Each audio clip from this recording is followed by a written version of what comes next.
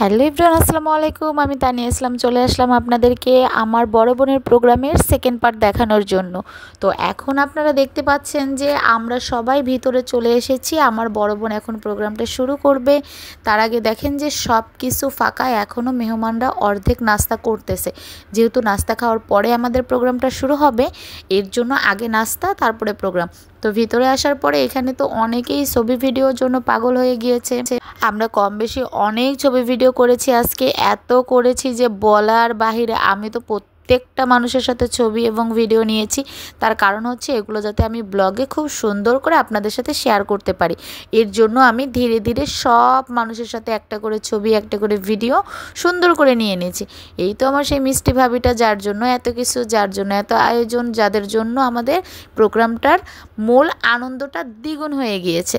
তো চলো এখন আমার বড় বোনের সাথে খুব সুন্দর করে প্রোগ্রামটা আমরা দেখি এবং অ্যাটেন্ড করি। আমার বড় বোন এই প্রোগ্রামটা অনেক ধৈর্য সহকারে অনেক আয়োজন করেছে। যতটা সুন্দর করে করতে চেয়েছে পারফেক্টভাবে করতে পেরেছে।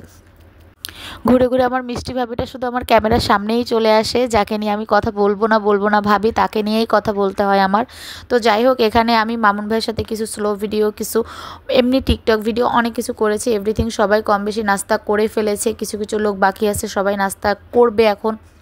তো যাই হোক, আমাদের নাস্তাটা শেষ হওয়ার পরেই কিন্তু অনুষ্ঠানটার মেন আকর্ষণ শুরু হবে। আমার বড় বোন এখানে যেহেতু কিছু থিম রেখেছে, আমরা সেই থিমগুলো অনুযায়ী ভিডিওগুলো করব। দেন আমরা এখন সবাই কম বেশি নাস্তার টেবিলে বসে পড়েছি, কারণ কিছু লোক খেয়েছে আর এখনও অধিকাংশ লোক খেতে পারেনি। তারা এখনও ওয়েট করতেছে, কারণ নাস্তাটা দিতেও 5 থেকে 10 মিনিট সময় লাগতেছে। এখানে সবাই ভিডিও করে নিচ্ছে। আমার বড় বোন তো থিমের ভিডিও করতে করতে পাগল হয়ে যাচ্ছে। মূল কথা হলো এত বেশি থিম রেখেছে সে, এটা করবে সেটা করবে, সব কিছু করবে। আর আমি তো মামুন ভাইয়ের সাথে কিছু স্লোমো ভিডিও করে নিলাম, কারণ এই ভাইয়াটা অনেক কষ্ট করে অনেক দূর থেকে আসছে আর অনুষ্ঠানের 2 দিন আগে আসছে। তো আমি তো তাকে সময় দিতেই পারিনি। আমার বড় বোনের বাসায় এসেছিল, কিন্তু আমি যেতে পারিনি। ভাইয়াটা আমার বাসায় 2-1 বার এসেছিল, বাট আমরা ওইভাবে ভিডিও করতে পারিনি। কিন্তু আমার আফসোস থেকে গেল, ভাইয়া অনেক দূর থেকে এসেও আমাদের সাথে বেশি একটা ভিডিও করতে পারলো না। শুধুমাত্র বড়াপুর বাসায় থেকে তার সাথে যা মন মতন করে নিয়েছিল। আমার একটু আফসোস থেকে গেল, ভাইয়ার সাথে আমি তেমন কোনো ভিডিও করতে পারিনি। তো যাই হোক, আমি অনুষ্ঠানে অনেক কিছু করেছি, অনেক ভিডিও করেছি, সেটাই আমি পোষায় নিব, সমস্যা নেই। তো ভাইয়া বলতেছিল যে আপু আমি খেতে পারতেছি না, তুমি একটু খাও। তো আমি ভাইয়াকে একটু হেল্প করতেছিলাম। আমি কিন্তু খাদক না, কিন্তু হেল্প করতেছি তাকে। আমাকে সবাই একটু একটু করে খাওয়াই দিচ্ছে, আমার তো পেট ভরেই গেছে। আর আমাকে লাস্ট বেলায় নাস্তাটা দিয়েছে, কিন্তু সবাই খাওয়ার পরে আমি একা একা আমার ভাইয়ের বউর সাথে নাস্তা করেছি। এরই মধ্যে নাস্তা করতে করতে দেখি যে আমার ননদরা চলে এসেছে ফাইনালি। আমি তো ভেবেই নিয়েছিলাম হয়তো বা আমার ননদরা কেউ আসবে না, তার কারণ হচ্ছে ওরা যখন আসছে আমরা প্রায় 1-1.5 ঘন্টা সময় পার করার পরে নাস্তার টেবিলে যখন আসছি, ওরা সেই সময় উপস্থিত হয়েছে। তো আমি ভাবছিলাম হয়তো বা আসবে না। তো যাই হোক, ফাইনালি যখন চলে এসেছে, এখন প্রোগ্রামটা ওরা আমাদের সাথে এনজয় করবে। ফাইনালি সবার খাওয়া দাওয়া প্রায় কমপ্লিট, সবাই এখন ভিতরে যাচ্ছে। আর আমাকে দেখেন এই মুহূর্তে নাস্তা দিচ্ছে। আমি আর আমার ভাইয়ের বউ লাস্ট মোমেন্টে নাস্তা করতে বসেছি। সবার খাওয়া কিন্তু এই মুহূর্তে শেষ। আর আমার হাজব্যান্ড ঘুরে ফিরে এসে বলতেছে আমাকে খেতেই দেয়নি, আমাকে হাড্ডি দিয়েছে। এটারই ভিডিও আমার বড় বোন নিচ্ছিল যে তোকে কি দিছে তুই আবার, সেটাই বলতেছিল যে হ্যাঁ আমি আবার ভিডিওতেই বলবো আমাকে খেতে দেয়নি, আমাকে শুধু হাড্ডি দিছে। তো ফাইনালি আমরা খাওয়া দাওয়া কমপ্লিট করে এখন সবাই চলে আসছে। আপনাদেরকে একটু ঘুরে ঘুরে দেখাই যে সবাই চলে আসছে। এখানে একটা চেয়ারও খালি নেই, সব বুকিং হয়ে গেছে, সবাই চলে আসছে 2-1টা চেয়ার বাদে। এখন এখানে দেখেন আমার বড় আপু কিছু থিম রেখেছে লোকজনের পরিচয়পত্র হিসেবে।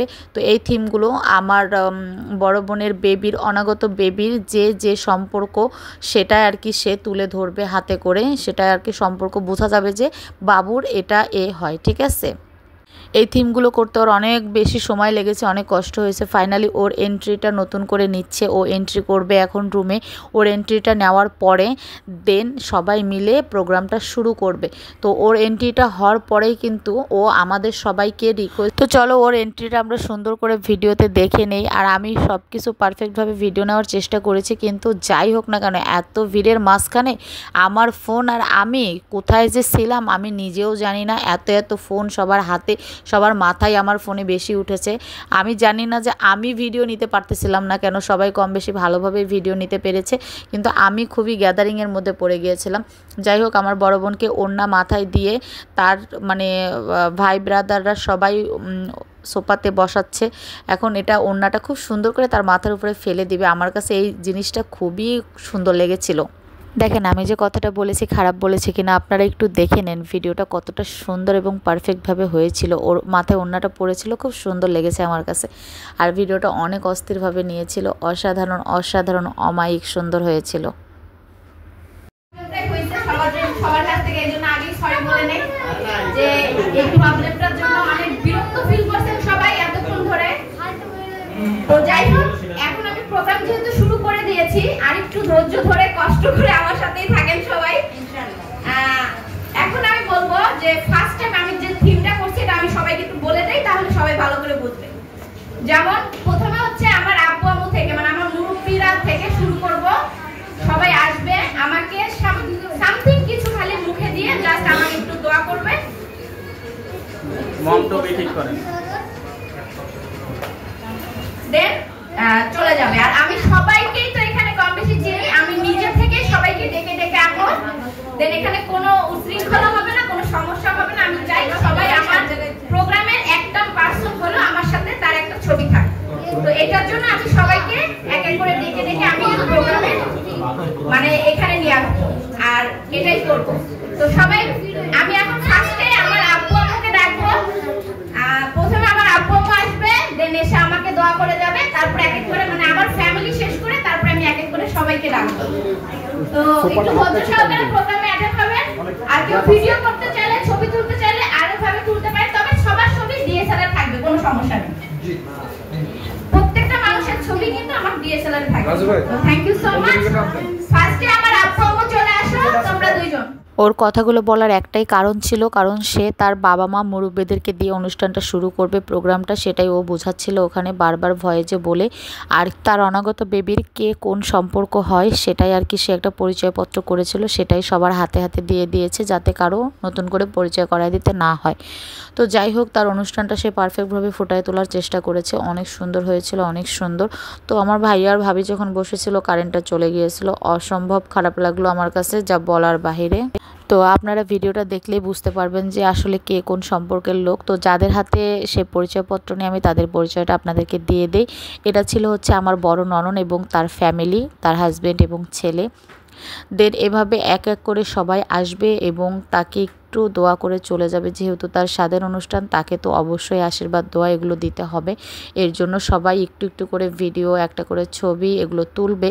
আর আমার বড় বোন চাচ্ছিল যে এই অনুষ্ঠানে যেই অ্যাটেন্ড হয়েছে সবার একটা করে ছবি, একটা করে ভিডিও থাকবে। আর আমার বড় বোনের যেহেতু মানে সে টিকটকে একটু ভাইরাল, কম বেশি সব কিছুতেই ভাইরাল, সেজন্য আমার ননদের ছেলে মেয়েরা, তারপর হচ্ছে আমার কিছু আউটসাইডের লোক সবাই কম বেশি চায় যে আমার বড় বোনের সাথে একটু ভিডিও করবে। তো সেই আশাগুলো আজকে পূরণ করে দিয়েছি। এটা ছিল আমার বড় ভাসুর এবং তার ওয়াইফ। এখন চলে এসেছে আমার ছোট মামা এবং আমার নানি। এবার চলে এসেছে আমার ছোট ননদ এবং তার হাজবেন্ড। আমার মেজো ননদটা এসেও চলে গিয়েছে, সে খাবার খায়নি এবং আমাদের অনুষ্ঠানটা 1-1.5 ঘন্টা সময় থেকে চলে গিয়েছে। তার ছোট ছেলেটাকে নিয়ে এসেছিল, তার বড় মেয়েটা নাকি খুব অসুস্থ ছিল, তাকে বাসায় একা রেখে আসছে, এর জন্য সে চলে গিয়েছিল। তো যাই হোক, বাকি সবাই তো ছিল কম বেশি, তো আমরা সবাই মিলে এনজয় করেছিলাম। আর এরা ছিল হচ্ছে আমার বড় বোনের একজন রিলেটিভ, খুবই কাছের একজন লোক। আর এরা দুজন ছিল আমার বড় বোনের একজন ফ্যান ফলোয়ার বলতে গেলে। এবার চলে আসছে আমাদের হচ্ছে রিলেটিভের 2টা ভাইয়া। দেন এবার চলে আসছে আমাদের দূর থেকে আসা সেই মেহমান অতিথি টিকটকার ভাইয়ারা। তো এরাই এখন আমার বড় বোনকে একটু খাওয়া দাওয়া করায় দিচ্ছে, কারণ আমার বড় বোন আজকে মিষ্টি খেতে খেতে ওর মুখে রুচি নষ্ট হয়ে গিয়েছে। তো যাই হোক, এখন তার পাশের ফ্ল্যাটের এক আন্টি এবং তার মেয়ে দুজনে চলে আসছে। এবার এই রেস্টুরেন্টের ওনার যে ভাইয়া, উনি চলে আসছে।